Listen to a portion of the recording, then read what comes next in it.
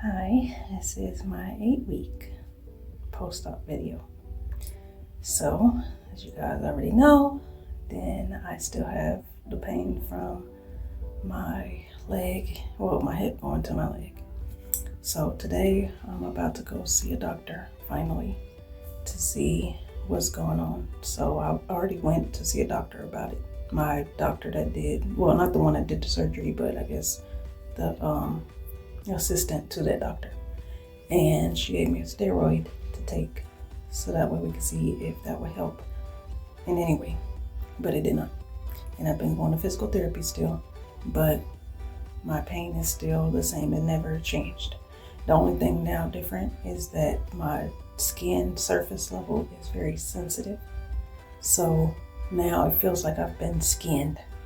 So it hurts to put my clothing on top of it. It hurts to touch it in any kind of way. It's very, very sensitive, but it hurts so bad. So I did get a steroid, like I said, and then I also got another prescription pain pill, which was less severe, or less, what's the word? I don't even know the word. It's like less strength or whatever from the prescription one that I had at first after surgery. It's like a step below that one. So that way I can still be alert and not feel all the dizziness and nausea and all of that other stuff, but still be functional and still have pain relief. So I took that pill and it did not help at all. Of course, I took it for a few days, but the only thing that I've noticed is that it makes me have insomnia if I take it in the afternoon or the evening. So I'll stay up all night. I'll be tired. I'll be extremely tired as the hours go on, but I cannot sleep.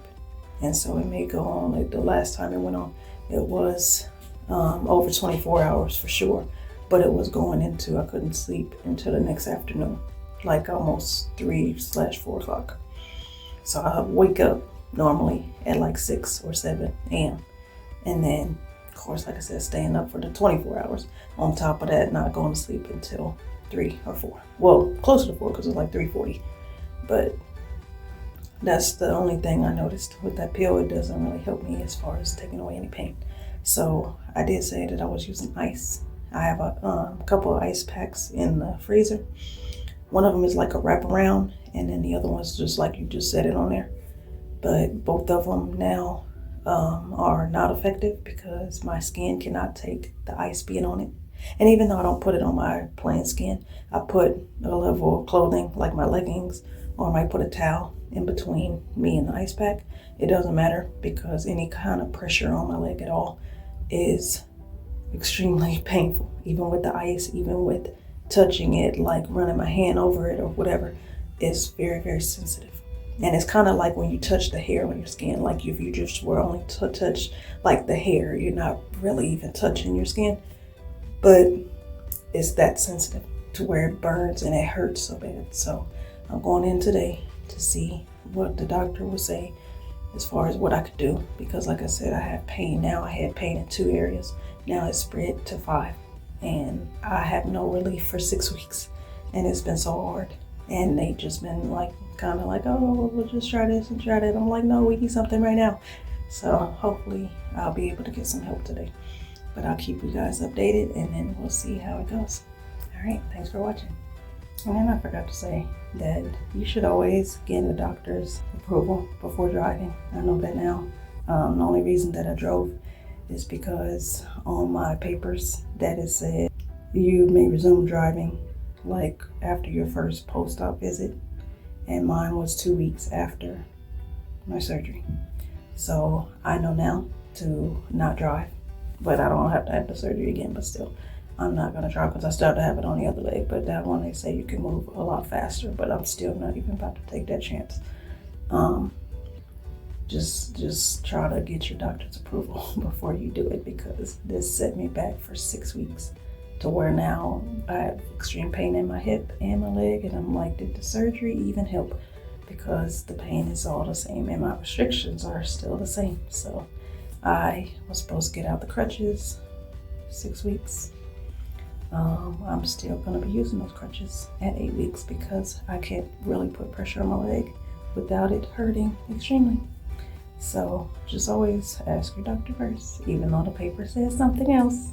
But just ask your doctor first, because this is not fun. I think that if I had not driven that time, if I just waited and waited and waited and got my strength back in my leg and got cleared and everything else, then I would have been okay, I would have been a lot better, and I would have felt like on the up and up like I was doing. But now I felt like I've been more weeks down than up. So it's not the best at all. So yeah, I would just say, just ask your doctor first before you drive.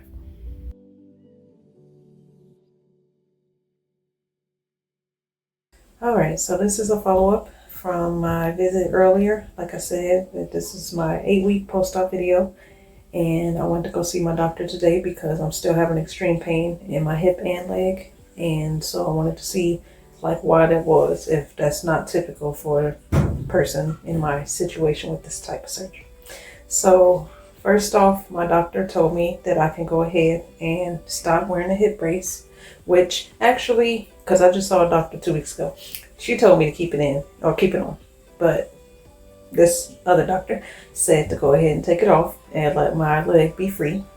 He knows that I have troubles with moving my legs side to side and up and down, of course, but he said to just kind of let it do what it does, and we'll just see what happens from there. He told me to go ahead, and he put me on a prescription that I was already taking before actually going to the hospital, really, but something I was taking before my surgery.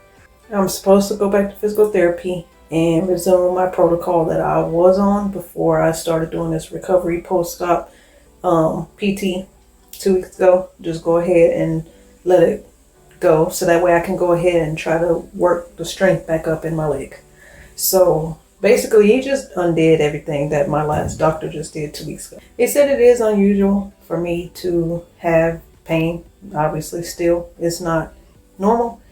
But he did say that it's like up and down, as the last doctor said. It's just one of those things. I have good days and I have good, bad days, and then maybe more bad days. So I'm just supposed to just ride it out. So I've been doing that already. I just told him, like, whatever this main hip to thigh pain is, that's been the constant, and then the kind of other things kind of came after with it. But he's like, well, that comes with it. So the main thing right now we're working on is trying to reduce the inflammation, and I'm supposed to see him in another month. But he says stay on the crutches if I need to, because it hurts to weight bear right now. And then if I feel like I'm out of them, then, don't use them anymore. And eventually my strength will come back. So maybe that's just what it is. The inflammation, I think, is the burning. So that's what's up with me today, I guess.